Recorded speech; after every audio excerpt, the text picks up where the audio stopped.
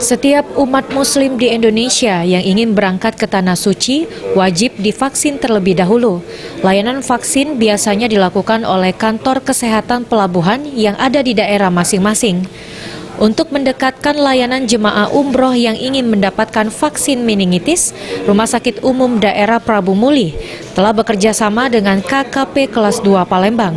Sehingga bagi calon jemaah haji atau umroh yang membutuhkan vaksin meningitis bisa langsung ke Rumah Sakit Umum Daerah Prabu Muli tanpa harus ke Palembang.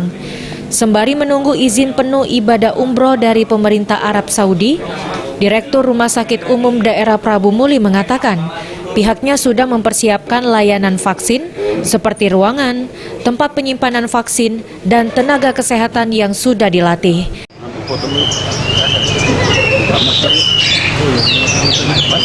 Kota ya tentunya ini menjadi daya tarik ya untuk kita Prabu Muli karena selain melayani warga. Jadi kalau kita mau umroh kan selama ini harus ke Palembang vaksinnya, harus ke kantor kesehatan pelabuhan Palembang yang di bandara. Nah ini kita mendekatkan pelayanan ke masyarakat kita, jadi rumah sakit umum menjadi jejaring pelayanan. Jadi warga nggak usah lagi sepak ke sana? Ya nggak perlu ke Palembang lagi kayak gitu.